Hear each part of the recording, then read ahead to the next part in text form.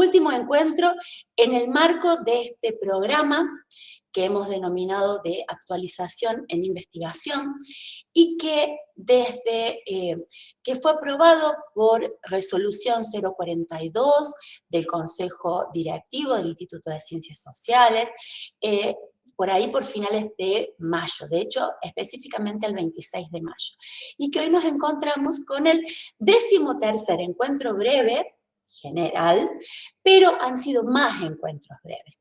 Un poquito como para repasar, empezamos la última semana de mayo, principio de junio, con una actividad en el marco de este programa organizada desde investigadores y becarios del CONICET, anclándose justamente en la apertura de las convocatorias a becas del CONICET. Entonces, desde el programa y desde esta iniciativa que año tras año ya vienen trabajando becarios e investigadores del CONICET, se hizo el encuentro cero, por decirlo así.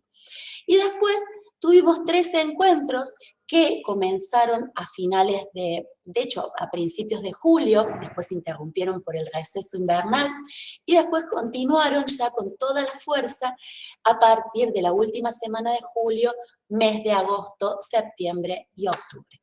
Un poquito como para repasar, el primer encuentro fue tratando de revisar cuál era la bibliografía más tradicional y que en términos generales encontrábamos en nuestros espacios curriculares vinculadas a las metodologías, releyendo manuales, ¿no?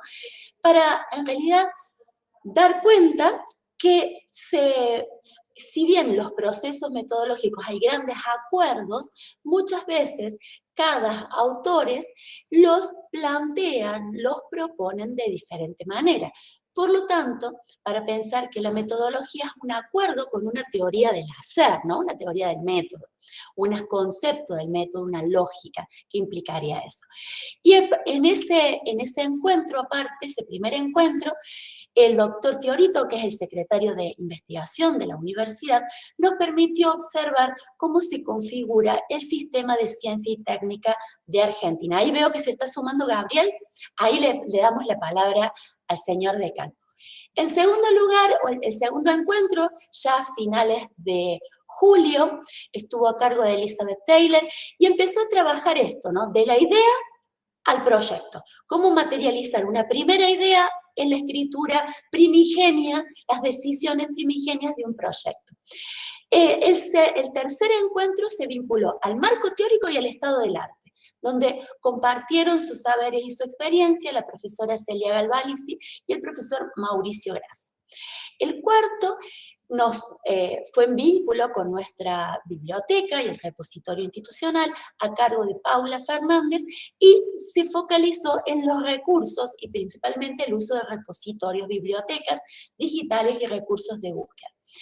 El quinto, ya nos aproximamos a la idea de hipótesis con Erika de Cándido y María Luz Buffini. En el sexto, nos anclamos en la construcción de muestras con la participación de Marianela Trucone. En el séptimo, la construcción de escalas con la participación del profesor Fabio Dércole. El octavo, trabajamos específicamente encuestas y cuestionarios con el licenciado Iván Antón en trabajo conjunto con el OIR, el Observatorio Integral de la Región. El noveno encuentro se ancló en la técnica de análisis de contenido en ciencias sociales, a cargo de Malvina Rodríguez. El décimo, el análisis de resultados estadísticos en ciencias sociales, a cargo de Germán Torres. El 11º, aproximaciones al discurso académico. El 12º, los géneros académicos principalmente focalizados en el ensayo, con la profesora Mariana Ocampo, y hoy el 13º encuentro, el último de este ciclo, que como ven tiene un título bastante disruptivo y así interpelador que dice «Publica o perece».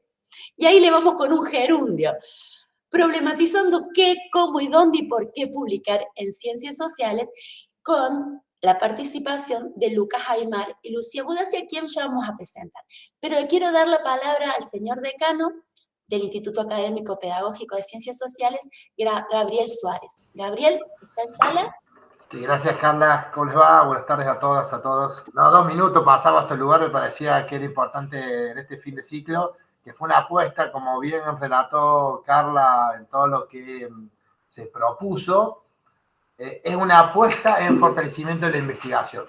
Nosotros estamos convencidos que el instituto viene creciendo hace varios años en la investigación, en investigadores, en investigadoras, y creemos que hay que seguir insistiendo en esto. Y sobre todo, me parece que hay que poner en valor que fortalecerlo en términos de las capacidades que tiene el instituto. ¿Sí? Fíjense que en las participaciones de todos los momentos fueron miembros de nuestra comunidad, digamos. Entonces, a ver, esto me parece que es el esfuerzo. Pensar en cómo fortalecernos como comunidad que investiga a partir de las propias capacidades. ¿Sí?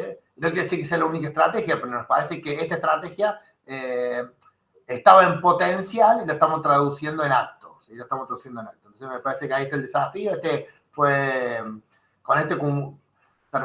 Culminamos este primer año, que seguramente empezaremos por allá marzo del año que viene, pensando de nuevo en otras estrategias, otras posibilidades, replicando algunas cosas, porque me parece que hay algunas cosas que son súper interesantes para que permanezcan todos los años y seguramente profundizando. Gracias en este caso a Lucas y a Lucía, porque además poner en valor todo el trabajo, a ver que van a charlar hoy y van a contar hoy Lucas y Lucía, poner en valor a ese equipo que tenemos en términos de publicaciones, que es un distintivo de sociales, y que tanto Lucas, que fue una de las cabezas que pensó y dio la política de publicaciones, Lucía que se incorporó, Mara que ahora está también trabajando, fortalece lo que es nuestro portal de publicaciones, nuestras revistas académicas.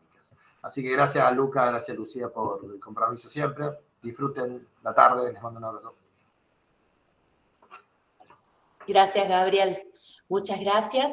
Y en este marco, el programa implica estos encuentros que eran un poco más genéricos, que esta gran plataforma que se pudo dar cuenta en este desandar de estos meses, pero a su vez se realizaron encuentros disciplinares. Esta aproximación a los objetos, a los métodos, a los grandes campos disciplinares, principalmente en dos grandes disciplinas.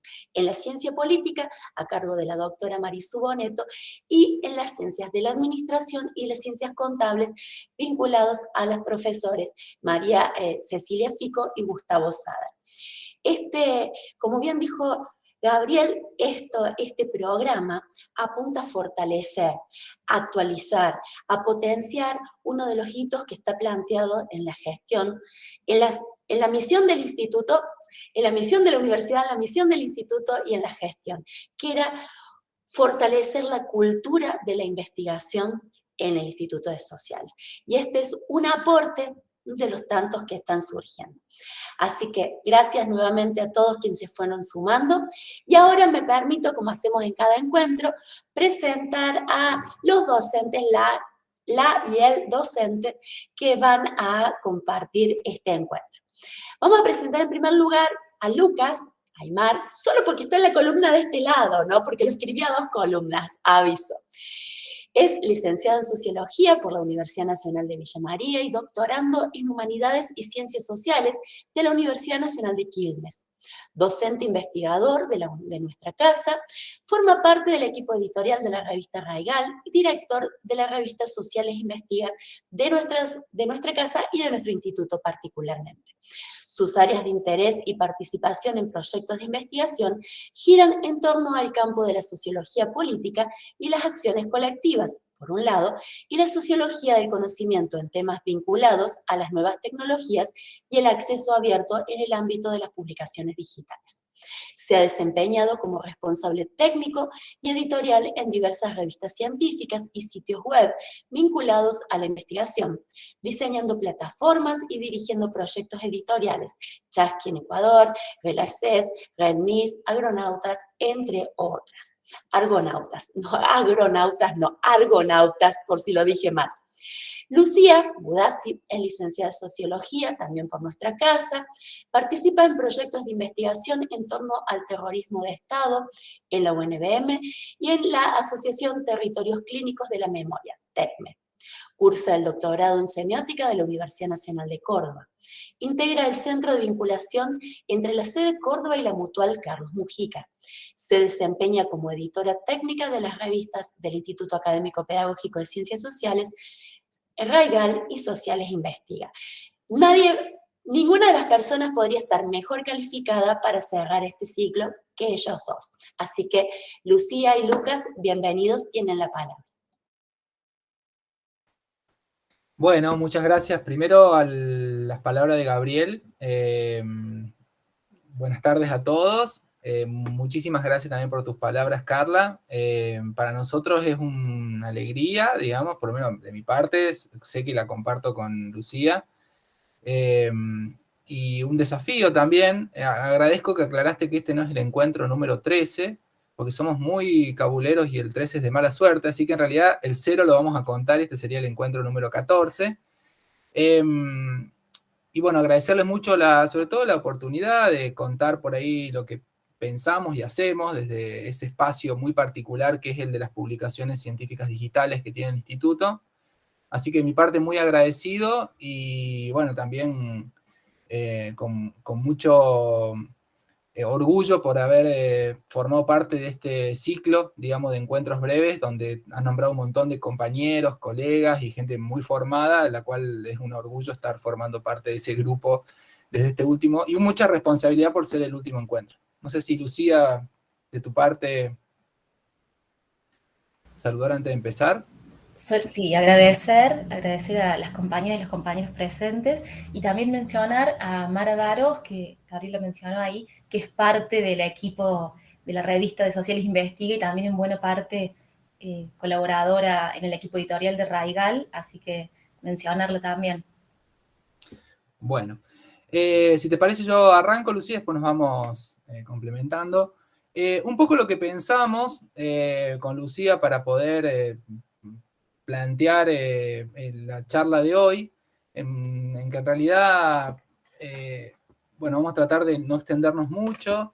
Es una provocación el título, tiene que ver, bueno, Carla ahí lo mencionaba, tiene que ver con un mandato que ya vamos a comentar al comienzo, y que está muy vinculado a esto que era la consigna por la cual nos piden que nos juntemos a charlar hoy, y que tiene que ver con esta idea de sobre las publicaciones digitales, sobre las publicaciones académicas en general, y después del recorrido que contó Carla, que tiene todo el programa de formación, me parece que es un buen cierre pensar en qué hacemos cuando ya tenemos el resultado de nuestros procesos de investigación o de nuestra práctica académica en general. Nosotros vamos a también comentar eso. Por eso la idea es problematizar, quizá no tanto dar una respuesta definida, sino más que nada ir cuestionándonos algunas dinámicas que están vinculadas a qué, cómo y dónde publicar, y sobre todo por qué, que también lo vamos a comentar al principio, publicar en ciencias sociales. Así que un poco esa es la idea. Y la intención, a ver si puedo pasar la diapo, la intención es dejar algunas cositas ahí al principio como para que sepan qué vamos a hablar y qué no vamos a hablar. ¿Y qué pensamos para charlar con ustedes hoy? Primero, luego de todas las presentaciones y que tiene que ver, en parte lo que nosotros vamos a comentar hoy tiene que ver con una reflexión en clave de lo que nosotros, tanto Lucía como yo, somos sociólogos, así que tenemos como ese sesgo y esa deformación de mirar todo sociológicamente, y tiene que ver con esa idea de pensar sociológicamente al contexto de producción científica. Entonces vamos a hacer algo cercano a la sociología de la ciencia, pero que no está basado o sea, nosotros no somos investigadores o no tan investigadores de este campo, somos quizá más reflexivos por el tipo de práctica que venimos desarrollando hace algún tiempo. Entonces lo que vamos a pensar tiene que ver más que nada con nuestras trayectorias. Muchas de esas trayectorias en común con ese perfil de los participantes que Carla comentaba, que tiene este ciclo, y que por ahí, por lo que conozco, son los que por ahí están presentes hoy escuchándonos, y que tiene que ver con esos recorridos como docentes investigadores, como becarios, como investigadores en general, ¿no? De más o menos años, pero que siempre implica la producción de conocimiento científico en el marco de las ciencias sociales.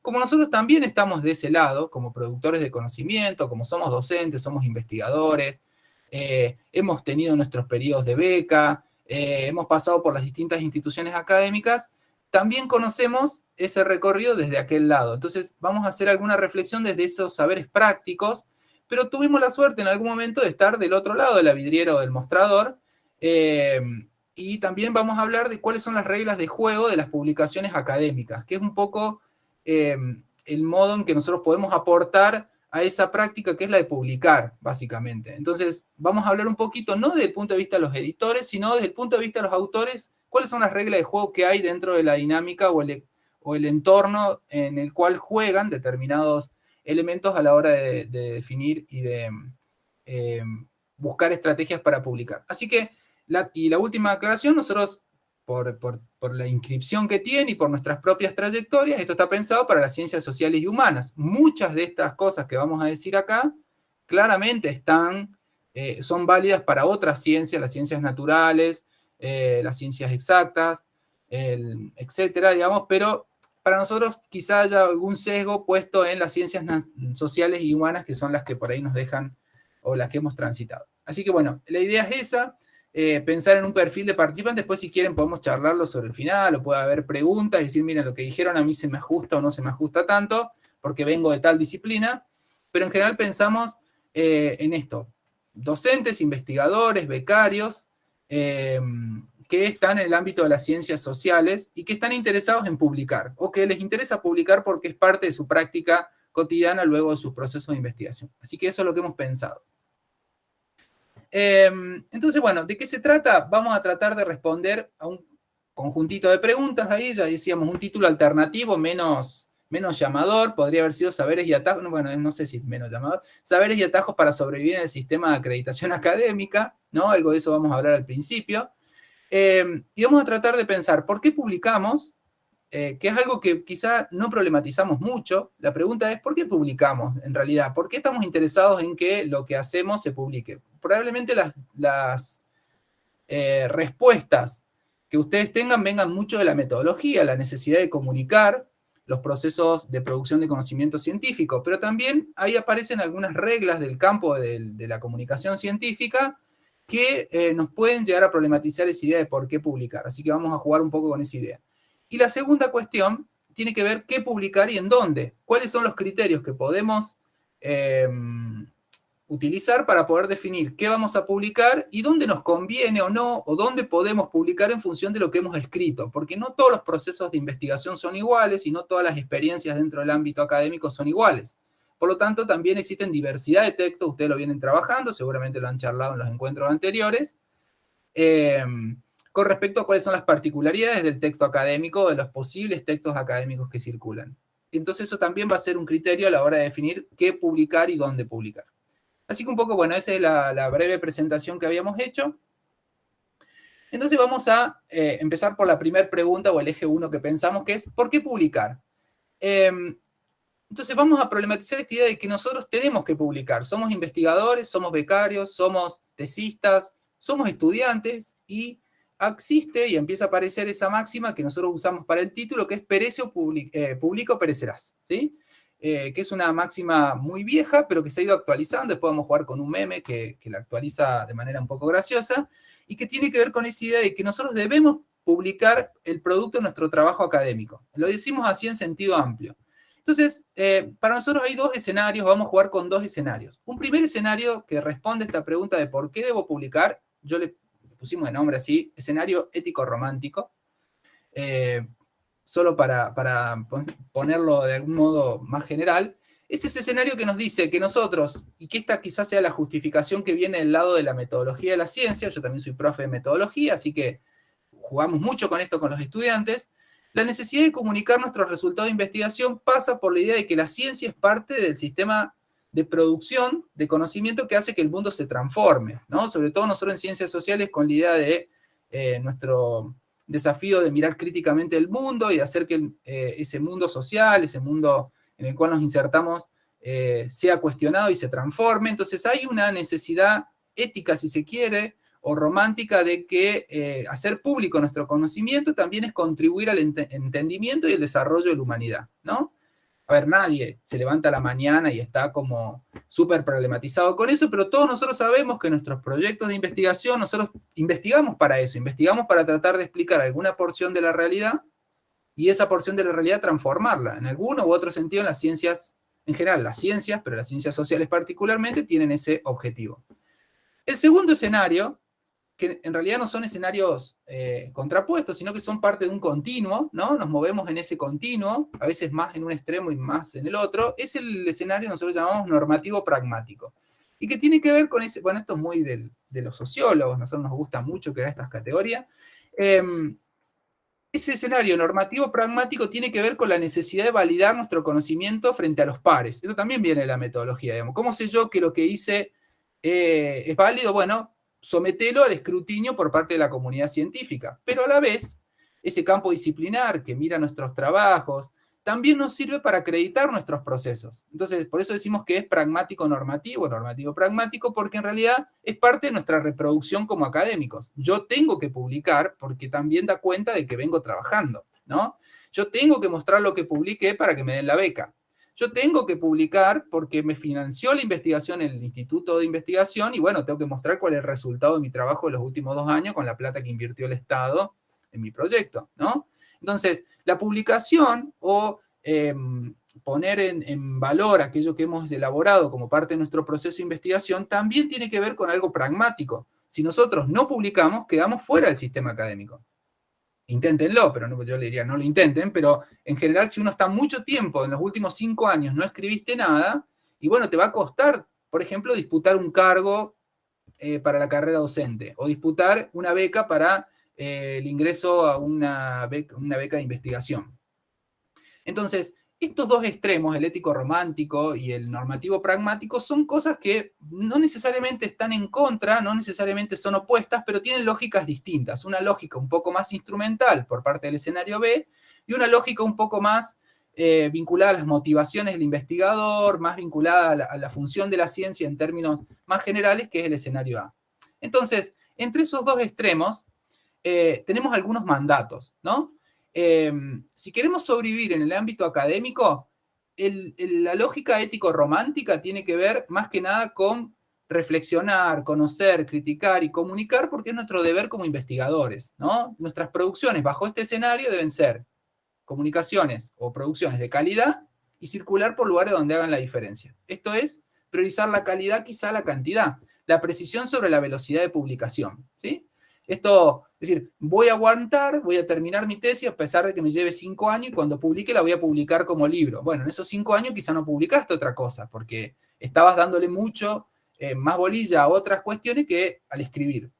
El segundo escenario tiende a priorizar la cantidad de lo que se publica sobre la calidad. No decimos que lo que se publica en cantidad significa que no tenga calidad, pero en general es más difícil que yo escriba una obra mucho más compleja, mucho más larga, si le dedico menos tiempo. Entonces, en este segundo escenario más pragmático, lo que se suele hacer es publicar más rápido, en fragmentos más cortos, ¿sí? Quizá en vez de sacar un solo libro, publico 5 papers en distintos lugares y acredito 5 papers en lugar de un solo libro, ¿sí? Ahora, nosotros no le vamos a decir qué conviene hacer, eso va, cada uno de ustedes, vamos a dar algunas pistas, pero digo, cada uno de nosotros tiene criterios sobre los cuales decir, estoy en mi momento de sacar un libro, estoy en mi momento de seguir publicando papers, o para la beca necesitaría meter 2, esto es lo cotidiano, ¿no? Antes de la beca tendría que meter 2 papers en alguna revista porque estoy medio flojo de papeles con eso. En esa segunda expresión tiene que ver con lo normativo pragmático, digamos. Y la primera expresión, estoy en mi momento de escribir un libro que condense parte de los desarrollos que venimos haciendo con el equipo de investigación, estaría en el escenario ético-romántico. Digamos, la tensión en estos dos escenarios siempre está presente. Ahora, esto no necesariamente es como la ciencia funciona. Entonces, me decanto por A o por B. Y no deberíamos tener un solo criterio, deberíamos tener los dos criterios siempre a mano y esa sería una práctica académica saludable, un equilibrio entre la importancia de publicar y hacer público nuestro trabajo como acto responsable, ¿sí? Pero también que sirva para que no solamente escribir ensayos o libros de reflexión para que nos sirva en términos de producir algo que haga la diferencia, sino también reproducirme como académico en el sistema con las reglas de juego del sistema. Es decir, esto que decíamos, publica o perecerás. Entonces, dicho esto, les vamos a mostrar algunas de las reglas de juego que están ahí. ¿Cuáles son esos requerimientos que nos pide el sistema para publicar? Bueno, los requerimientos que nos pide el sistema, les voy a mostrar dos ejemplos. El primero es el ejemplo de la CONACYT de Ecuador, que es como el CONICET de Ecuador. Yo uso este ejemplo porque a mí me parece como muy fuerte. Hay otros menos fuertes, pero este como sería un tope de realidad. Según el reglamento de carrera y escalafón de profesor investigador del Sistema de Educación Superior de CONACYT en Ecuador, según ese artículo que aparece ahí, la publicación de un artículo en una revista indexada que se encuentre en el 25% superior del ranking científico de ICI o CIMAGO, ahora se llama JCR el segundo, medido por factor de impacto en su año de publicación, se reconoce como si valiera 3 artículos indexados en otras revistas. Es decir, si yo publico un artículo en una revista que esté dentro del cuartil superior de cualquiera de estos dos índices en cuanto a factor de impacto, así que sea una revista con mucho nivel de citación, no sé, Sociological Abstract, o bueno, alguna revista muy importante, digamos, grande, digamos, estoy pensando en una de ciencia social y se me fue el título, equivale para el sistema de evaluación de CONACYT a 3 artículos científicos en cualquier otra revista que esté indexada en otros índices, ¿no? Entonces, ¿dónde debería yo como autor publicar si fuera inteligente? No digo si fuera inteligente, si pudiera hacerlo, ¿no? Entonces, empiezan a jugar algunos criterios que no son los criterios del propio investigador. Te podemos ver cuáles son esos criterios que van a poner en tensión esos dos escenarios que hablábamos recién. Pero miren el segundo valor. La publicación de un artículo en revista indexada, pero que se encuentre en el 10% superior de esos dos rankings en cuanto a factor de impacto, se reconoce en cantidad de puntos para el investigador como si hubiera dirigido una tesis doctoral. Esto está escrito, no lo inventamos, ¿no? Esto es letra. Es decir, yo, Lucas Aymar, metí un artículo que está en una de las revistas. O sea, si uno mira las revistas que están en el 10% superior, son revistas que, por ejemplo, para que esté una idea, la que más citaciones tiene, estaba viendo con Lucía hoy más temprano, por cada cita que la revista, por cada artículo que la revista cita, tiene 60 citas en otros lados, ¿no? Eso sería un factor de impacto 30:1. Hay otras revistas que tienen factor de impacto 0,1, significa que por cada cita que recibe, esa revista cita otras 10 revistas. Eso es un factor de impacto. Yo no lo voy a explicar porque es un cálculo matemático, pero digo, las revistas tratan de tener mayor cantidad de citas de otras revistas que estén bien ubicadas en el ranking. Entonces, si yo meto un artículo en una revista y me voy a competir con otros investigadores, porque en realidad esto tiene que ver con la lógica de si me van a elegir o no para aplicar a una beca internacional, por ejemplo, en el CONACYT, financiado por un doctorado allá, se van a fijar que yo tengo va a ser lo mismo que si hubiera dirigido en cantidad de puntos una tesis doctoral. Esto que en Ecuador, a mí me parece como muy fuerte, muy, muy grande esta diferencia que hacen, también se ve en CONICET, que eso sí nos interesa un poco más a nosotros. Según CONICET, acá tenemos los criterios de evaluación de una beca, creo que esta es postdoctoral, o de carrera, no me acuerdo. Entonces lo pedí yo a algunos compañeros que han sido evaluados, y nos daban los puntajes por dimensión, ¿no? Miren, los antecedentes del solicitante son el 30% de tus valores. Las becas CONICET, por ejemplo, o los ingresos a carrera, a veces se definen por 3 puntos. O sea, sobre 100 se definen con 3 puntos, o 1,5 puntos. Hay gente que ha quedado fuera porque cortaba en 89 y le dio 87, y quedó fuera por 3 puntos. Miren lo que valen los artículos según el reglamento de CONICET, según los criterios de un memorando de una comisión asesora que dependiendo de la comisión puede ir variando, pero en general son más o menos estándar. Del total de los 30 puntos vinculados al rubro de antecedentes, 20 puntos corresponden a la producción científica. Y la producción científica es ¿qué escribiste? Que esto es lo que estábamos hablando recién. A ver, ¿qué escribiste vos? Bueno, 5 puntos te lo da, es decir, el 25% de tus puntos por producción te lo da si escribiste en revista indexada. Ya van a ver que hay un ranking. No es lo mismo escribir en una revista nivel 1 que en revista nivel 3. Entonces, los capítulos del libro, miren el esfuerzo. Si yo pongo un artículo ahí, miren, la tesis, esperen, ¿no? Becas. participación en proyecto de investigación satura en 3 puntos, o sea que yo puedo hacer más puntos con lo que escribí en revista que si fui o no miembro de algún equipo de investigación. La idea es saturar todos los puntos. Si son investigadores, traten de completarlos a todos, o si que se quieren presentar. Pero miren, los capítulos de libro y revistas sin referato. Esos libros corales, vieron que por ahí arman los equipos de investigación y que no tienen referato, sino que son libros que le salen carísimos a los equipos de investigación, te dan solamente 2 puntos. Entonces vos mandaste tu mejor artículo científico. Perdonen que lo diga así, pero esto es el escenario totalmente pragmático, ¿no? Yo mandé mi mejor artículo científico a un libro coral, esas compilaciones que mandamos, y le mandé los restos de otro trabajo para mí era menos importante, una revista académica indexada, y no me lo probaron, y no me la publicaron. Y sin embargo sí metí mi artículo en el libro. ¿Eso está bien o está mal? No sé, depende en qué escenario te pares vos. Si vos te parás en que querés contribuir a la formación de conocimiento con otros equipos de investigación, esto lo va a comentar Lucía, querés que lo que vos produzcas conmueva y sirva para generar más ciencia entre tus pares de una manera más local, está perfecta tu elección. Ahora, si vos lo que querés es competir para el acceso a una beca CONICET, tenés otro requisito. Por eso decíamos, son 2 escenarios que están ahí. Estamos siempre parados ahí, como pisándonos en los 2 escenarios. Bueno, esa categorización de revistas se basa en esta reglamentación que es la 2249, que es una resolución de CONICET que hizo mucho ruido en el 2014 cuando se discutió, porque, bueno, sobre todo las revistas empezaron a protestar, académicas, y muchos investigadores que tenían producciones de manera mucho más local, dijeron, ¿por qué me van a evaluar menos si yo en realidad produje cosas de igual? Miren, una discusión que se dio era que había editoriales menores del interior de la provincia que eran evaluadas con menos criterio que si yo publicaba un libro, a ver, en Rubén, no me acuerdo cómo se llamaba la editorial, Sarmiento creo que era, una editorial chica de, no sé si sigue existiendo, en la provincia de Córdoba.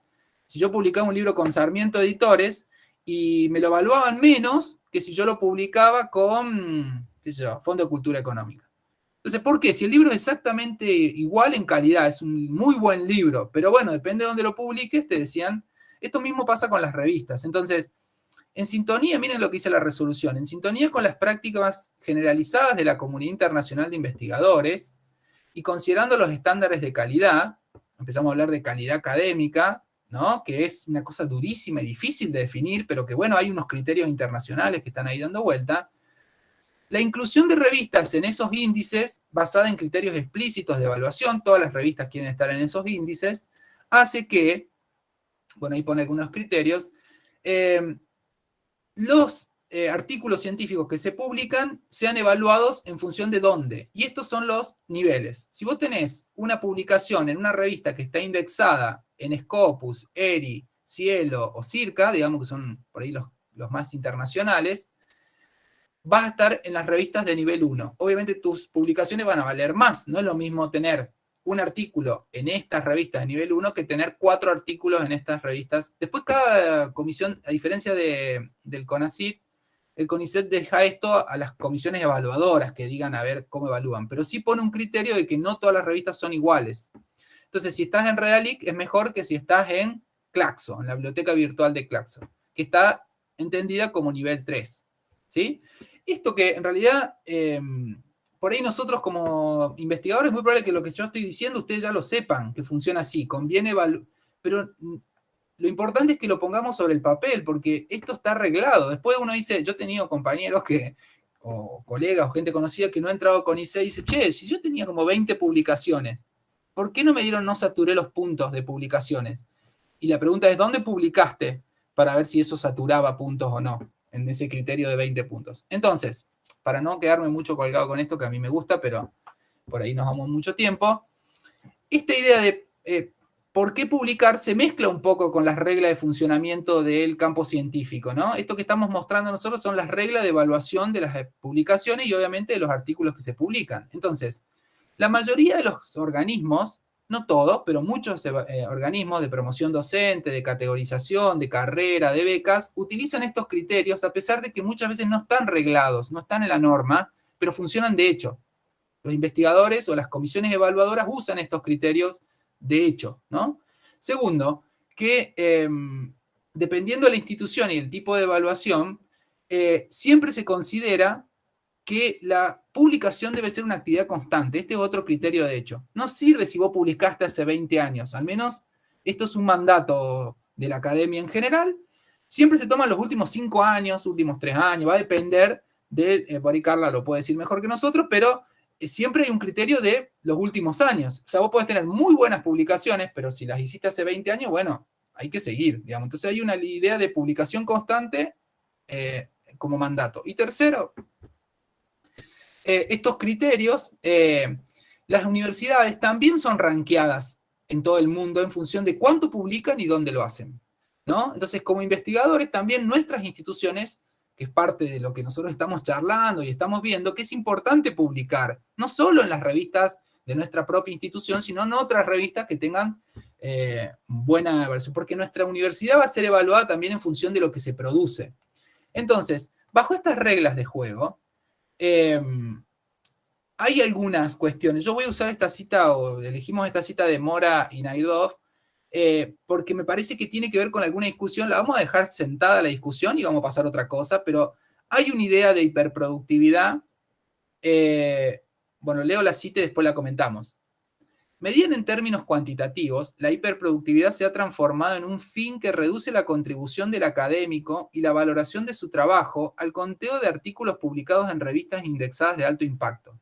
La estandarización de las múltiples instancias de evaluación ha redundado en cuadros preelaborados que indican el correcto desempeño según la cantidad de publicaciones en Scopus o en otros espacios en los que la comunicación de resultados se prefiere en idioma inglés. Acá hay múltiples cuestiones, pero digo, si publicas mucho, regularmente, en buenos lugares y en inglés, estás en la cresta de la ola. Digamos, vas a ser mejor evaluado que si publicas poco,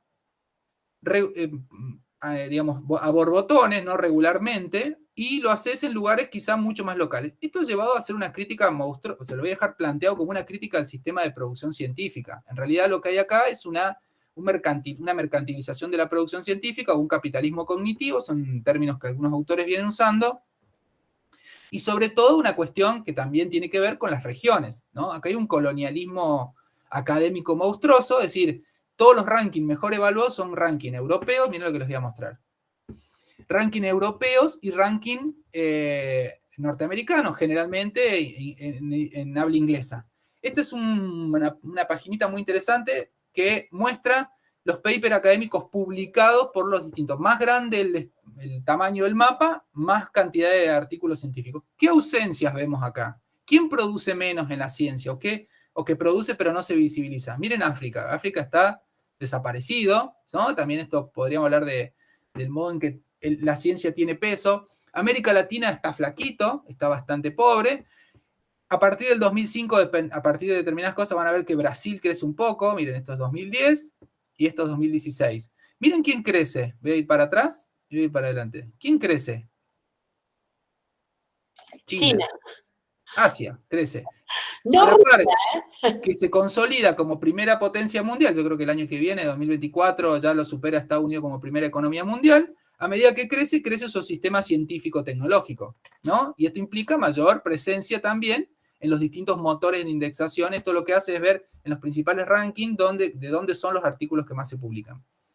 Entonces, sin que pierda total hegemonía a Europa y a Estados Unidos, se suma un tercer eje, que es el eje asiático, ¿no? Y siguen los países periféricos, bueno, la India también crece bastante, siguen los países periféricos siendo marginales en torno a la producción global de conocimiento. Es un esquema, una muestra para ver el botón. Pero, entonces, el resultado de estas condiciones en general es que para poder sobrevivir en el sistema académico hay que desarrollar algunas estrategias.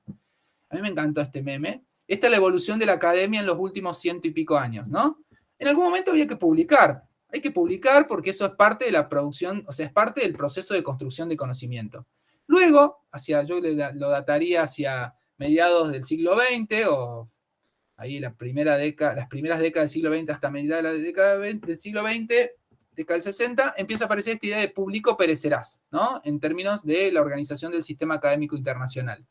Luego empezó a salir la cuestión de publica en revistas de alto impacto o perece. Ya no es publicar en cualquier lado. Cuando aparece esta idea de las revistas de alto impacto, y sobre todo la consolidación. A ver, junto con la idea de la aparición de las revistas de alto impacto y los índices de medición, aparece la concentración de las grandes editoriales a nivel mundial, hablando de capitalismo cognitivo. Elsevier, JCR son las principales editoriales a nivel mundial, que son las que administran estos motores.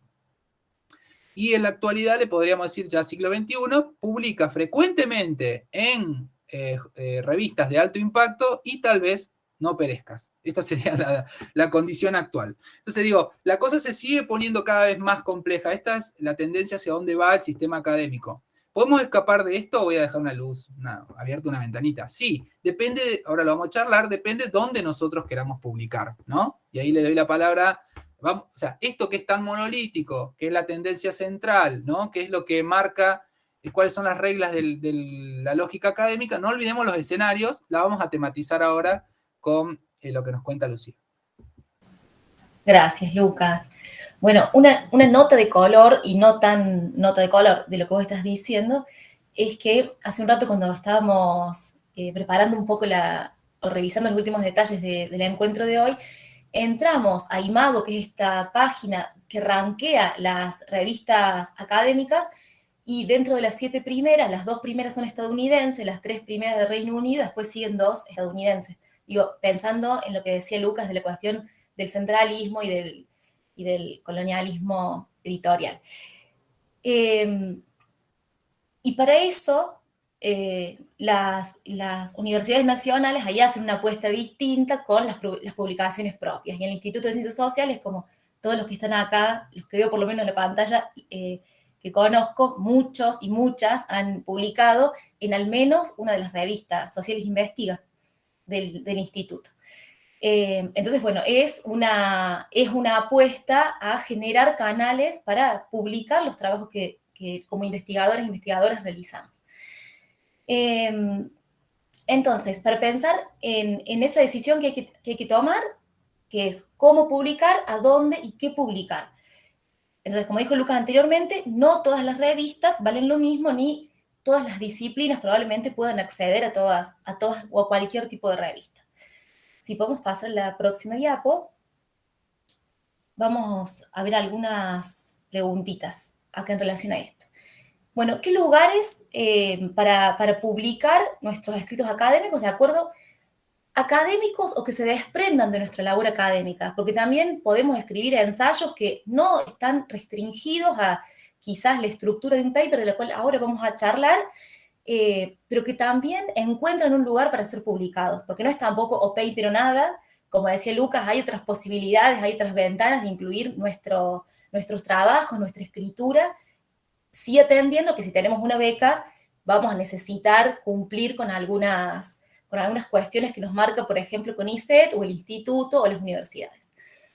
Entonces, por un lado tenemos los papers, por otro lado tenemos participaciones en congresos, que ahora también vamos a ver distintos tipos de escritura que también pueden tener lugar en revistas académicas. Vamos a pensar el ejemplo de las 2 revistas de sociales.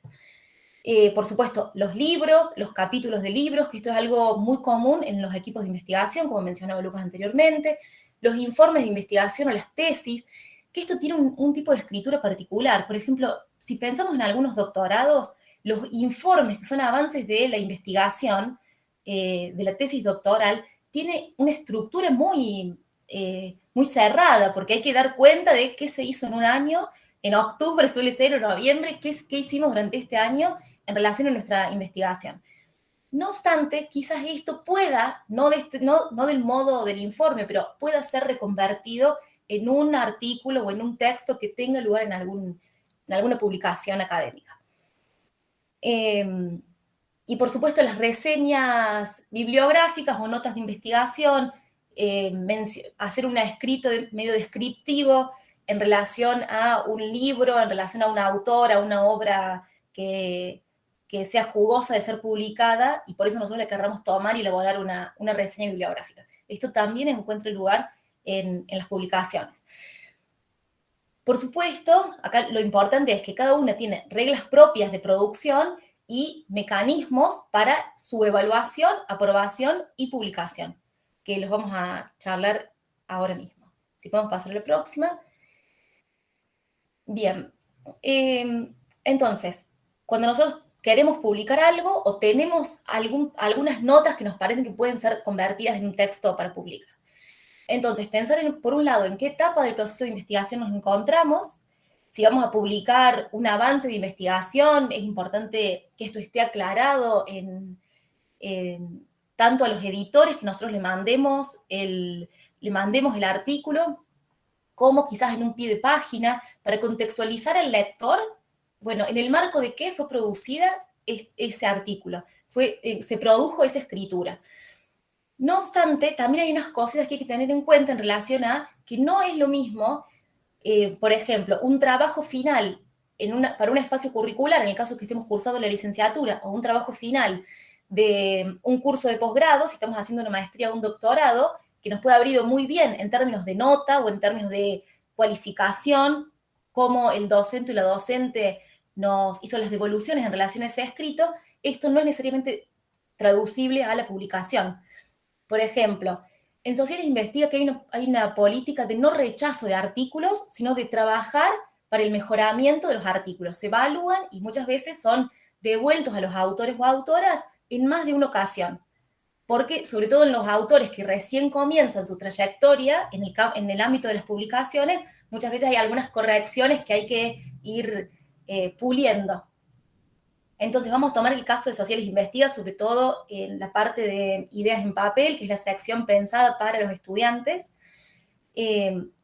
Por ejemplo, recibir algunos artículos que son de ciencias sociales, en donde el tema o los objetivos están planteados con ítems. Bueno, esto no es lo más común. Entonces nosotros siempre les pedimos, por ejemplo, que estas cosas estén escritas porque tienen que ser explicadas. Muchas veces aparecen los ítems y luego una especie de conclusión o desarrollo.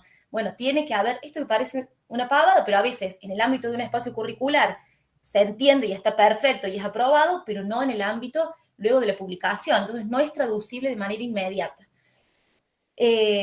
Cuando elaboramos, por ejemplo, los resúmenes tienen que ser en torno a la problemática o a la pregunta y algo del desarrollo del artículo. No, por ejemplo, si fue elaborado en el marco de una cátedra. Eso lo podemos dejar para un pie de página, por ejemplo. El primer pie de página puede ser: el presente artículo fue redactado en el marco del curso de posgrado tal, dictado por los docentes tales y tales, por ejemplo. Estas cositas que son detalles, pero que es importante porque en algunos momentos puede ser motivo de rechazo de un artículo, de rechazo de un escrito nuestro. Entonces estas cuestiones son importantes a tener en cuenta. Porque en algunos espacios, como por ejemplo digo, en Sociales Investiga, hay un cuidado de esto porque se busca que los autores ganen entrenamiento. Bueno, no en todas las revistas hay estas consideraciones, entonces nos podemos ahí tener el primer rebote, que no es nada del otro mundo, pero quizás podemos evitarlos. En relación al tipo de contenido para compartir, bueno, como decía anteriormente, está vinculado a en qué momento del proceso de investigación estoy, también para evaluar qué tipo de revista, y además quizás también afinar un poco el ojo y pensar en qué sección de las revistas puedo incluir. Porque hay revistas, por ejemplo, pienso en Raigal, pero esta lógica como Raigal es un poco más, tiene alguna pretensión de jugar en otros espacios, no los mismos que Sociales Investiga, que es un poco más interno, o contempla un diálogo interno al interior del instituto y de la universidad. Por ejemplo, en Raigal está la sección del dossier, que siempre es un dossier temático que va cambiando de acuerdo a los números, y luego tiene otras secciones que permiten artículos que no tengan que ver con el dossier. Bueno, quizás ver en esas secciones si son un poco más flexibles en cuanto al contenido teórico, metodológico, a las exigencias. Quizás nuestro artículo no puede ir en el dossier, pero sí puede estar incluido en algunas otras de las secciones. ¿Por qué? Porque el proceso editorial, que es la recepción del artículo, siempre hay una primera revisión editorial, que es la que hacemos en Sociales Investiga con Lucas y con Mara, y en Raigal la hace el equipo, el comité académico, en donde está Marisú Boneto, Carla Avendaño, Eli Taylor y Malvina Rodríguez. Bueno, siempre hay una primera lectura, un primer filtro, que es la del equipo editorial o el comité académico, para ver si es publicable o no. Luego inicia el proceso de evaluación. en los dos casos de nuestras revistas es a doble ciego, es decir, entre autor y evaluador no se conocen la identidad. Sociales Investiga tiene siempre un evaluador que es interno, es decir, alguien de la comunidad UNBM. Y en Raigal, 2 evaluadores. A veces los 2 evaluadores son externos, a veces cuando es muy pertinente hay uno interno, pero siempre otro externo que no es de la UNBM. Entonces, digo, ¿por qué? Esto lo digo para pensar por qué es importante la cuestión de la sección. Porque muchas veces los evaluadores, muchas veces no, siempre el equipo editorial le dice al evaluador para qué sección es. Si es una idea en papel, va a ver que es la sección para estudiantes y quienes recién comienzan con la cuestión de la publicación. Los evaluadores tienen una consideración particular. Hay cuestiones quizás de cuestiones muy finas en cuanto a lo teórico y lo metodológico que no se exigen tanto. En todo caso se pide, bueno, quitar esta parte, por ejemplo. Pero ya en Raigal, el requerimiento de la sintonía fina entre la cuestión teórica, metodológica, el problema y los objetivos, bueno, tiene que ser muy fina, porque los evaluadores van a ir ahí de lleno. Entonces también para pensar... Ahí te aporto algo, Lucía. En función de estas diferencias que nosotros estamos haciendo con respecto a la propia dinámica de las revistas del instituto, también esto tiene que ver con qué necesita el autor. Digo, yo estoy mandando un artículo a Sociales Investiga en términos de divulgación, y quizá ese artículo en Sociales Investiga, que está más pensado desde el punto de vista de la divulgación, nunca llega a tener el peso que va a tener un artículo publicado en una revista internacional de otra universidad distinta a mi propia unidad de publicación. Entonces, ahí es cuando nosotros decimos, ¿qué tengo para publicar y hacia dónde voy? Porque las reglas de funcionamiento de cada revista están explícitas en la revista. Ahora le vamos a dar unas pistas con respecto a eso, digamos, pero así como que me adelanto un poquito, tiene que ver con los procesos. A nosotros nos ha pasado un montón de veces de las revistas que nos mandan un artículo y a la semana nos dicen, ¿cuándo lo van a publicar? Las revistas tienen sus plazos, sus procesos, y a veces yo, si estoy muy apurado para publicar, debería elegir... Hay revistas que tienen 2 años de espera para publicación. Son revistas con mucha demanda de publicar porque son revistas muy bien ubicadas en los distintos rankings. Entonces, todas estas preguntas que nosotros agregamos acá son importantes que yo las responda, no en función solamente de mi propia práctica, sino a dónde estoy pensando que voy a mandar el artículo, ¿no? Que eso es lo que por ahí ilustra Lucía con respecto a nuestras propias revistas. Perdón, Lucía. No, está bárbaro, está buenísimo. Totalmente, Lucas. Por otro lado, no sé si esto no está más adelante, pero me parece que es pertinente decirlo ahora. Cuando nosotros pensamos dónde publicar, no, por supuesto no vamos a ir al ranking Imago, donde están las revistas norteamericanas y estadounidenses, e inglesas. Pero cuando nosotros pensamos a dónde publicar, ahí venía, me estaba adelantando. Bueno, entonces no me adelanto porque la primera dice en qué tipo de contenido tengo para compartir. Entonces, hay revistas que reciben trabajos de divulgación, informes. Esto también es el caso de Sociales Investiga, por ejemplo, y escritos de actividades académicas. No obstante, el tip que nosotros marcamos acá, que hay que mirar las políticas de cada sección y las normas para los autores. No obstante que se reciban este tipo de escritos en particular, es muy importante revisar en la página web de cada una de las revistas las normas para los envíos. Esto es, cantidad de página, tipo de escritos en particular, formas de citado, pero sobre todo me parece que todo lo otro es más sencillo, no sé, las normas APA son más sencillas, quizás haya cambios si reciben en cambios muy pequeños de detalles, si reciben con el nombre del autor o con solamente la primera letra del nombre. Esas cosas ya todos más o menos las sabemos y aparecen bien explícitas. Pero la cuestión interesante que más nos parece importante remarcar es en cuanto a la estructura de los escritos. Que eso es muy importante mirarlo porque eso sí puede ser una cuestión que nos haga que rebote nuestro artículo o nuestra propuesta de publicación. Sobre todo la cuestión de cantidad de páginas, si los resúmenes son en un solo idioma o hay 2 idiomas, portugués, español, inglés, español. Y luego, en relación a la adaptabilidad pero no quiero decir lo otro que me estaba olvidando. Cuando nosotros pensábamos a dónde publicar, en qué lugares publicar, cuáles son las revistas que nos podrían ser accesibles para nuestro trabajo,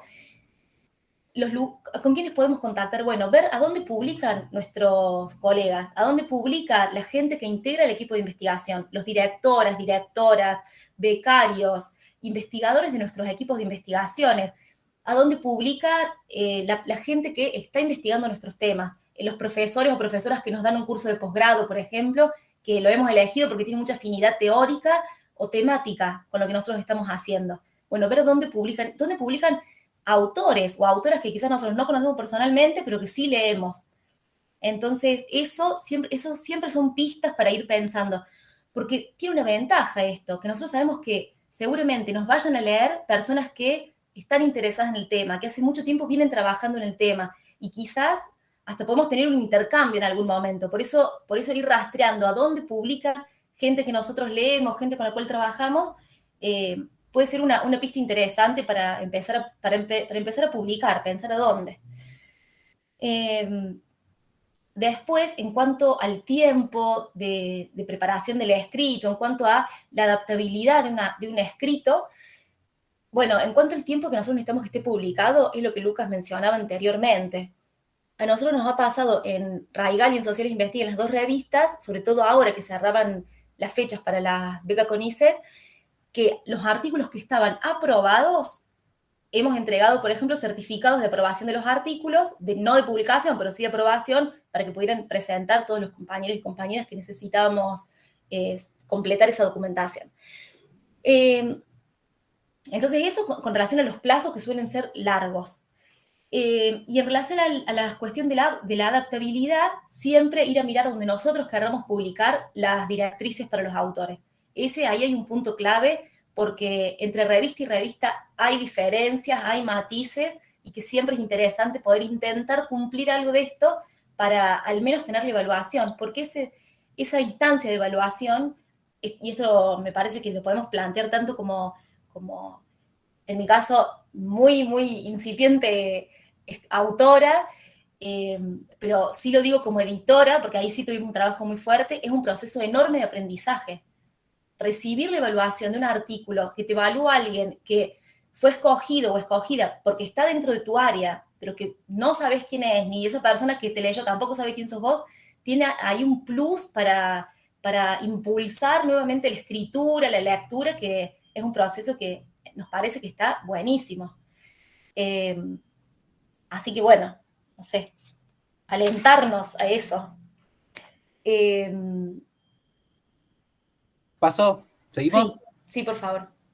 Entonces, todos esos tips, esas reglas que quizá podemos ir viendo de la lógica de las publicaciones académicas son las que el autor, desde este lado, digamos, el mostrador de quien envía un artículo, son importantes ver.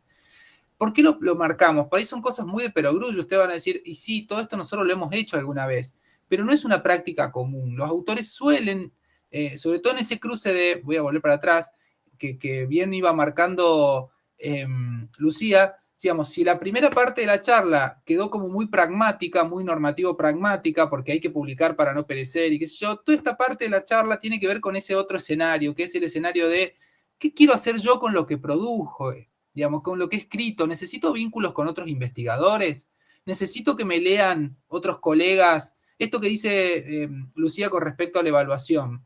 Enviar un paper a una revista científica para que te la lea un especialista es una ventaja enorme para quien no lo hace, digamos, ¿no? Entonces, tener en cuenta a dónde estoy enviando, qué reglas de funcionamiento tienen. En general, todas las revistas científicas cumplen esto. Los textos deberían cumplir con estas condiciones. Ser producciones originales. Ninguna revista en general, ni ningún espacio de publicación publica cosas que se hayan publicado antes. Esto es una advertencia importante. Todos demandan aportes nuevos a las temáticas sobre las cuales se inscriben. ¿Qué tendría que mirar yo como autor? Que me implique revisión por pares. Eso también tiene que ver con el tipo de trabajo que hace la revista. Que en sus normas para autores, a ver, se lo queríamos mostrar, lo que pasa es que puse a compartir de otra manera. Si yo voy a las páginas de nuestras dos revistas del instituto, van a ver que está totalmente explicitado el tipo de evaluación que hacemos. Entonces, yo como autor, ¿qué tengo que mirar? Que exijan ser producciones originales las que se envíen, que impliquen revisión por pares académicos. Yo desconfiaría de toda revista que no hace revisión de lo que se envía. desconfiaría de aquellas revistas que no tienen una institución formalmente reconocida y que cuente con un respaldo académico. Eso también es importante que lo mire como autor. Que se garantice la distribución y la difusión de ese contenido y sobre todo que intenten o tengan como objetivo ser indexadas. Eso es muy importante. A ver, le voy a dar un tip más. Que no estén publicadas en un blog así de cualquiera, una página de HTML, sino que tengan un formato de publicación que uno note que tiene algún grado de profesionalización. ¿Por qué? Porque seguramente esas revistas que por más que quizá hoy no están indexadas, por ejemplo el caso de Raigal está dejando sentado un buen trabajo editorial a lo largo del tiempo porque una vez que logre una cantidad de números, ya puede empezar a solicitar su acceso a determinados índices. Y lo bueno de esto es que las revistas se indexan de manera retrospectiva, es decir, cuando ya ingresan a determinados índices, ¿no?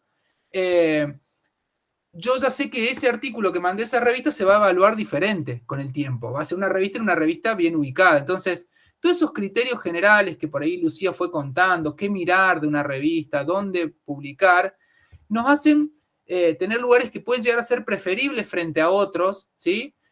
Siempre y cuando que lo que publiquemos respete eso que queríamos hacer. Yo creo que ahí no hay que negociar, digamos, no publicar por publicar, no publicar en lugares porque, bueno, está de moda, sino publicar en aquellos lugares que como investigadores nos sirven, aquellos lugares que, yo voy a decir, la diferencia enorme entre Raigal y Sociales Investiga, que la contó muy bien Lucía, tiene que ver con que nosotros en Sociales Investiga pretendemos que todo lo que se hace en el instituto se visibilice. Y para estudiantes, muchos de los que están acá han sido estudiantes primero y han publicado en Sociales Investiga, salir de la carrera con una experiencia de publicación donde fueron evaluados, donde hicieron todo el proceso editorial desde adentro, es una diferencia cualitativa con un montón de otros estudiantes que se egresan y nunca han tenido esa experiencia. Entonces, Sociales Investiga tiene como objetivo, quizá eso le cueste a Sociales Investiga, de acá a un tiempo no estar en Simago, ni en Scopus, ni en Thomson Reuters.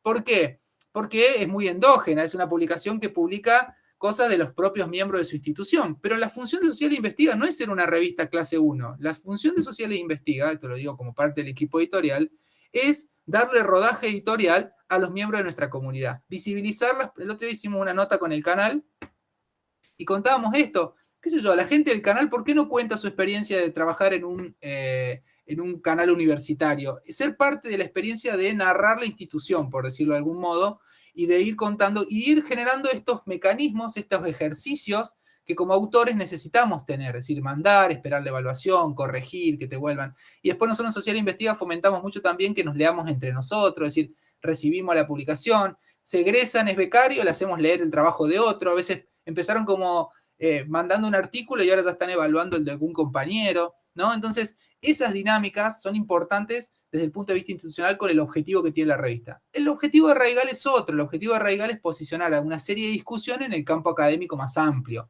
Entonces, con otras reglas de juego. Entonces, es importante que en función de nuestros propios intereses y el tipo de producción que vamos teniendo, estemos pensando sin descuidar las reglas de juego del sistema científico, que es esas reglas de juego de publico perecerás, y sin desconnotar que nosotros también escribimos porque nos apasionan nuestros temas, ir eligiendo dónde publicar, ¿no? Para poder volcar toda esa producción que venimos haciendo de manera tan concienzuda, metodológicamente válida, etc.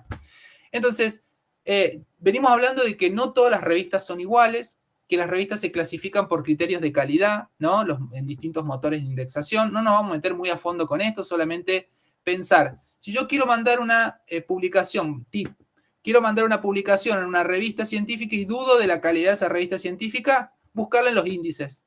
Buscarla si está en Latindex, buscarla si está en Redalyc, buscar si está en el núcleo básico de revistas. Los índices generalmente evalúan 3 tipos de criterios. Lo de calidad de contenido o la calidad del producto, es decir, hay índices que te incorporan revistas porque se han vuelto relevantes para el campo temático en el que están. Entonces, si a vos te interesa publicar en una revista bien particular en términos temáticos, fíjate si es esa revista referente en el campo temático en el cual vos querés. ¿Te interesan los estudios agrarios? Fíjate cuáles son las revistas que están en el núcleo básico de CAICIT, de CONICET, digamos, vinculadas a los estudios agrarios, fíjate cuáles son y trata de publicar ahí, que ahí vas a tener unos muy buenos interlocutores para tu producción.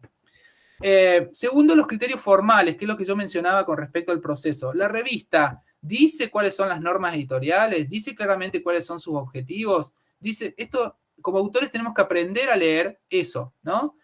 Un buen ejemplo es leer las revistas del instituto que están bien construidas en ese sentido. No es porque las hayamos hecho nosotros, pero estamos prestando atención a esos detalles para que también dentro de poco tiempo las revistas del instituto estén disponibles en estos motores de indexación. Una cuestión que hoy se ha vuelto un estándar, si la revista publica, yo recién decía, si no es una revista que está en un blog, yo desconfío. Ahora, si funciona sobre un OJS, que es una plataforma que uno se da cuenta que está en OJS porque es igual en todas las revistas, ya hay un criterio de calidad porque el OJS garantiza un piso, digamos, básicamente. De paso, chivo, nosotros hemos actualizado nuestro OJS, estamos en lo más top de lo top. Lucas, un detalle que digo ahí. Que si ustedes, ya ahí puse los enlaces, si ingresan en esta actualización que hizo Lucas, algo muy interesante, que se pueden ver las descargas. Digo, más allá de la cuestión de la mercantilización y de los números, está bueno ver, por supuesto uno no sabe quién, pero todas las descargas que han tenido las publicaciones que cada uno ha hecho.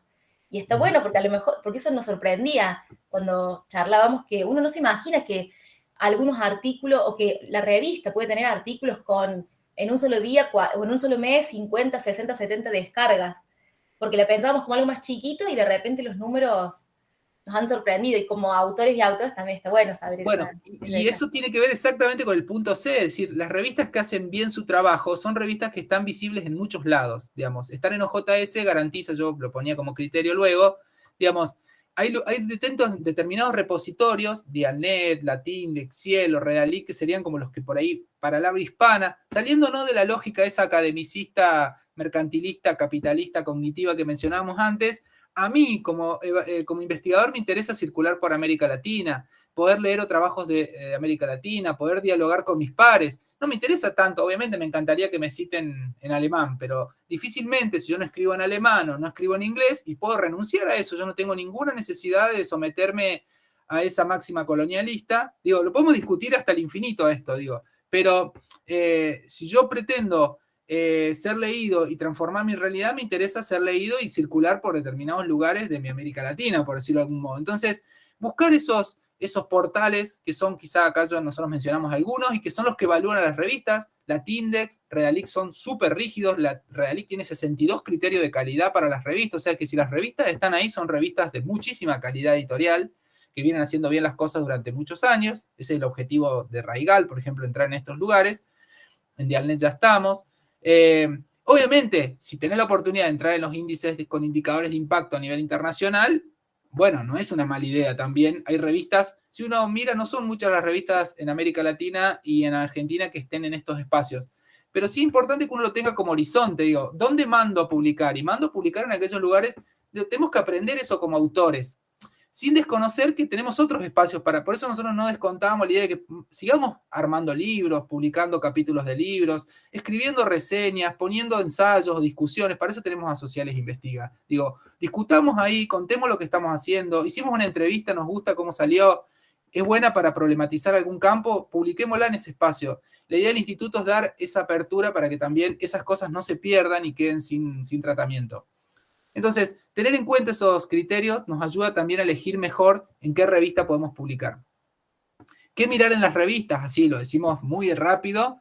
Que el contenido que publican sea original, que tenga un sistema de arbitraje y árbitros externos, que cumplan su periodicidad. Esto es muy importante. Sé que por ahí no todas las revistas lo pueden hacer. También hay que, nosotros en el instituto tuvimos algún retraso, estamos poniéndonos al día porque esa es una condición importantísima.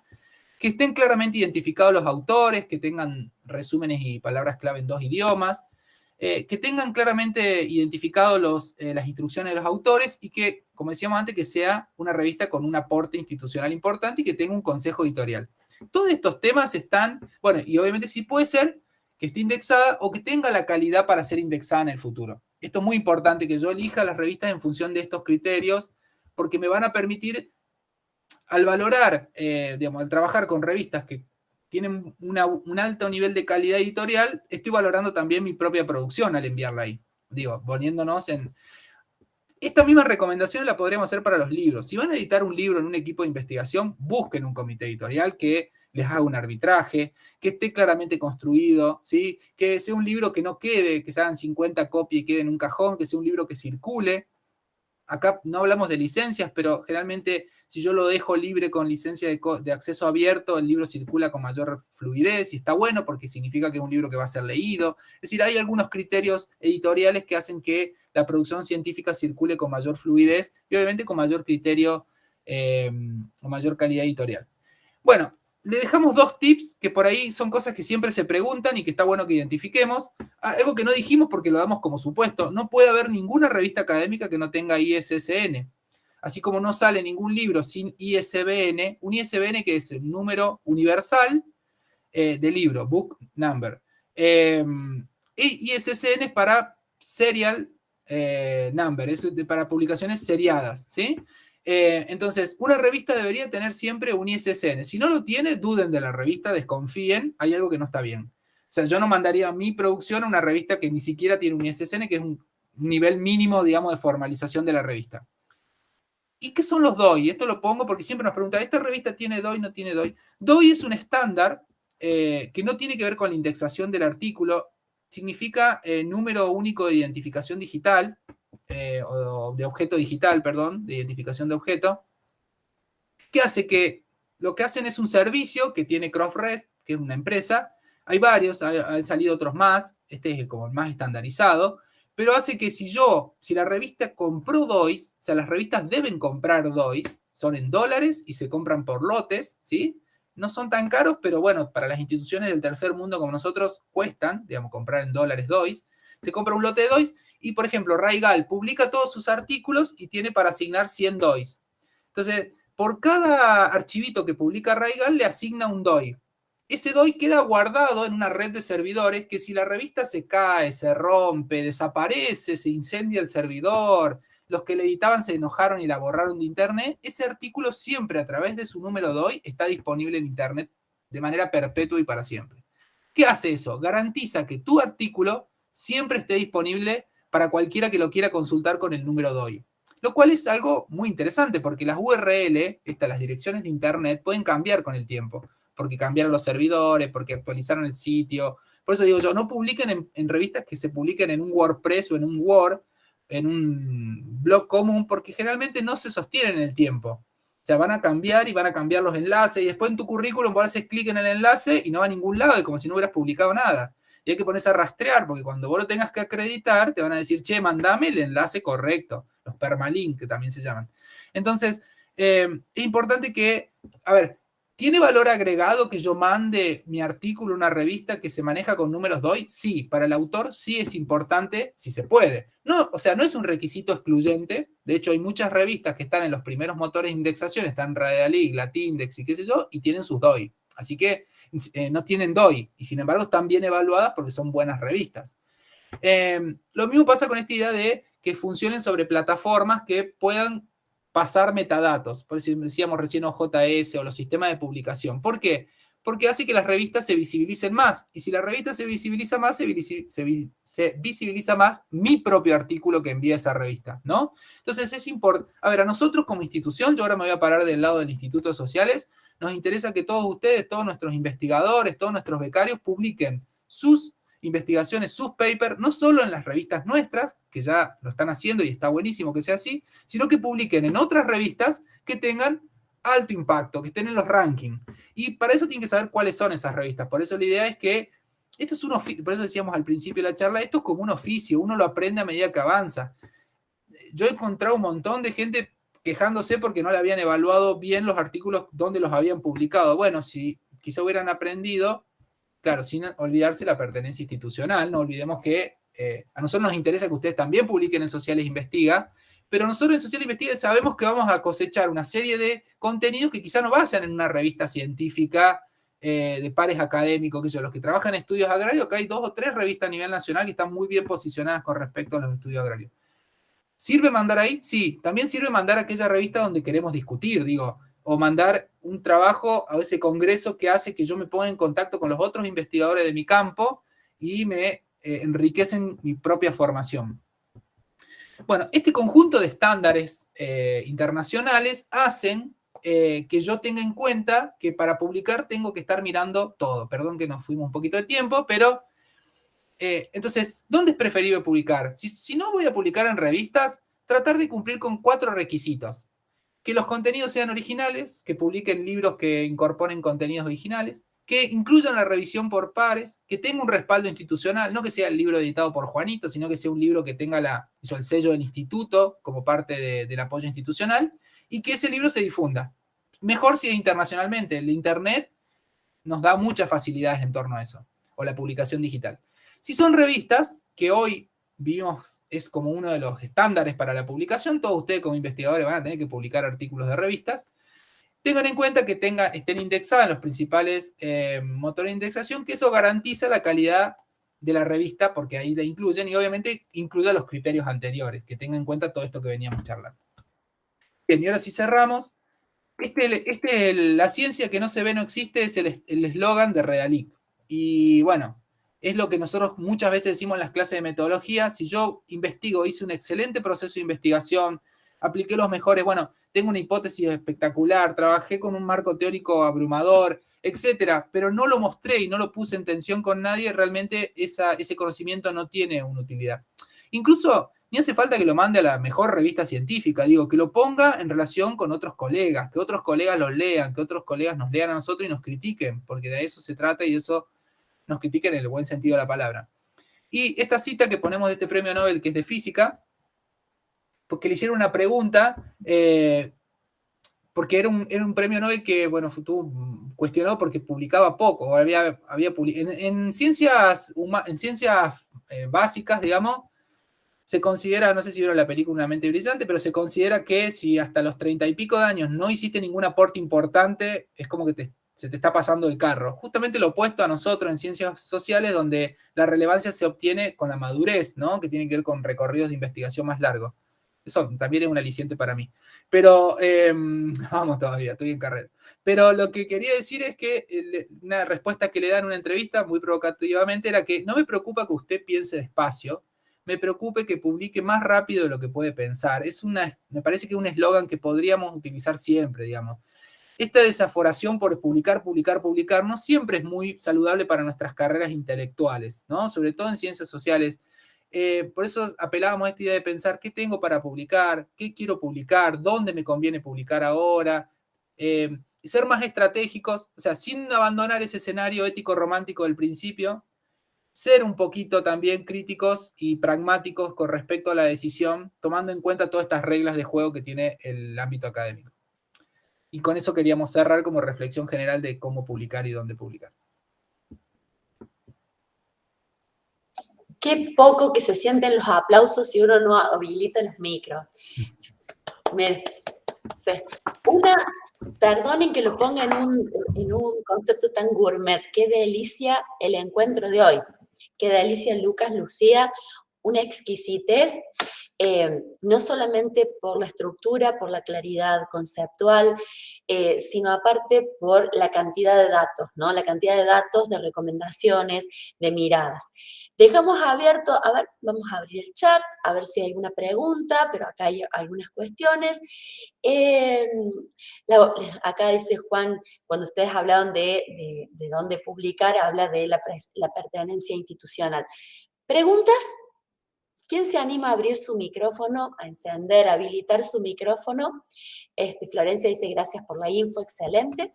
Para hacer algún comentario, una pregunta, un aporte, tanto para Lucas como para Lucía. Pregunten o perezcan.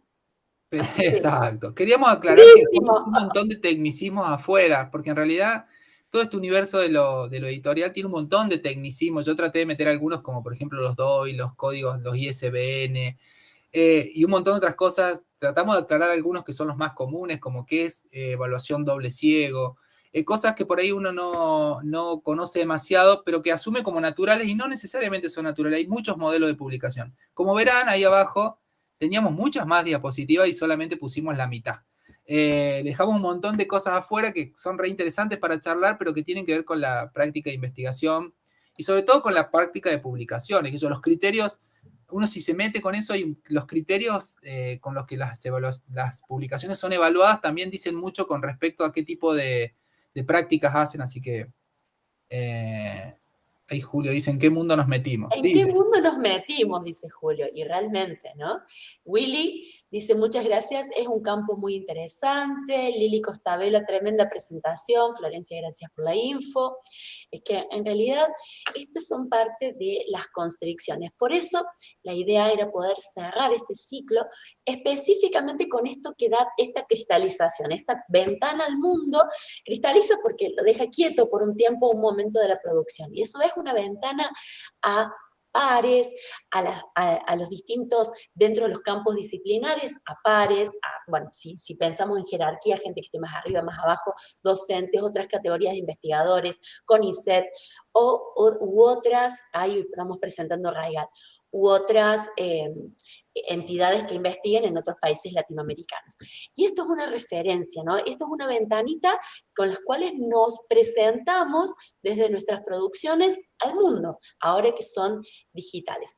Muestren ahí un poquito y compartan y cuenten un poquito los dos portales, por favor. Sí, solamente para, pronto se va a venir un portal de revistas, vamos a sumar una tercera publicación que tiene que ver con una colaboración externa, o sea que también la idea es que la comunidad de la UNBM, esto lo venimos charlando, sobre todo el instituto, también abra la posibilidad que, porque las revistas en realidad son espacios de discusión temáticos, entonces la deben conocer, quizá alguno de ustedes, la revista Desarrollo y Territorio se va a sumar al portal de la revista, lo venimos trabajando con los editores, va a estar dentro de nuestro OJS para que, o sea, el portal de revista general, para que sea una revista más. Estamos en ese trabajo de ponerla en línea, pero digamos, la idea es también que si hay proyectos de investigación que también quieren generar estos espacios de intercambio y de discusión, también lo puedan hacer. Como la UNC tiene su monstruoso portal de revistas, donde tienes decenas de revistas, la UNBM puede empezar a crecer en esa línea también, es un horizonte posible. Y bueno, decirles, solamente les queríamos mostrar esto, si uno mira esta información que aparece en las revistas, en el acerca de la revista, es importante que uno aprenda a leerla que como autor, ¿no?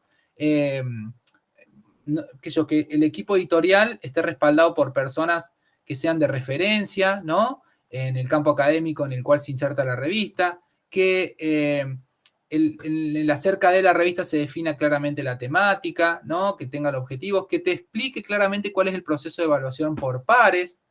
Eso, todas las revistas más o menos bien elaboradas que implican haber sido evaluadas por alguna de estas entidades que mencionábamos antes, declaren claramente estas cuestiones, política de acceso abierto, o qué tipo de licencia tienen, las buenas prácticas editoriales, qué se considera plagio, cómo se resuelve en caso de plagio, este tipo de definiciones textuales que por ahí parecen como el adorno de la revista, son centrales como autores para que nosotros sepamos si estamos mandando a una revista que está bien planteada o en realidad es algo más arbitrario.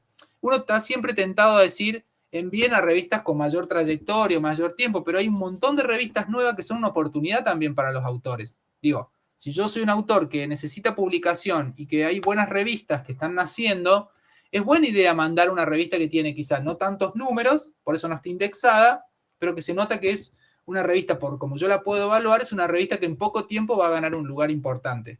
Y porque además me puede interesar discutir en ese espacio, con esos autores o con ese comité editorial, hacer circular lo que yo vengo produciendo. Entonces también tiene que ver con cuáles son mis objetivos como investigador, o becario, o estudiante, o docente, con respecto a elegir dónde voy a publicar, ¿sí? Teniendo en cuenta toda esta información que, como vimos, es bastante compleja y bastante amplia.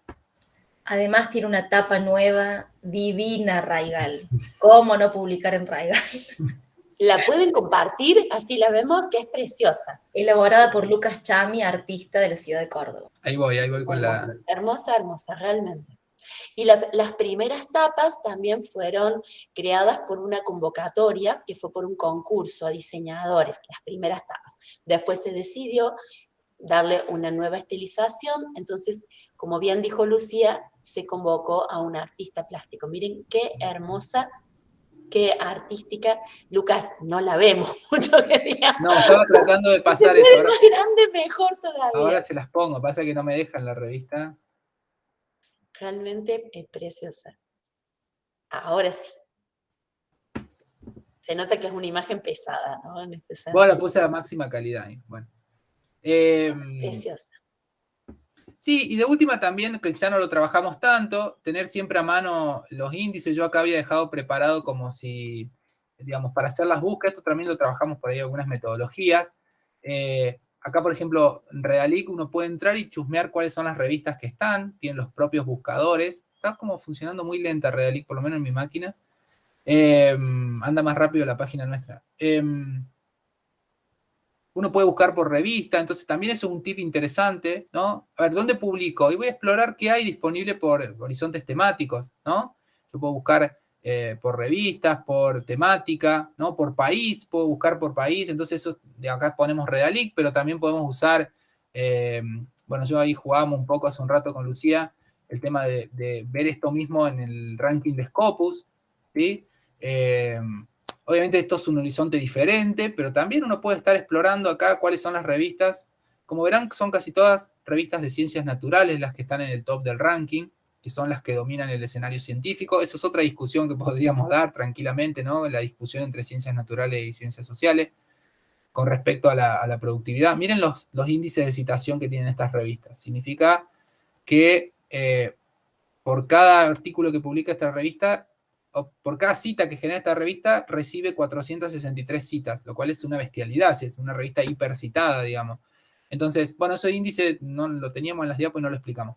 Pero en realidad son criterios que por ahí pueden llegar a ser útiles, no sé si para todo el mundo, pero sí para que vayamos aprendiendo, porque tiene que ver con esto que recién llamábamos el ecosistema o las reglas de juego del discurso académico, por decirlo, o de la lógica académica, por decirlo de algún modo.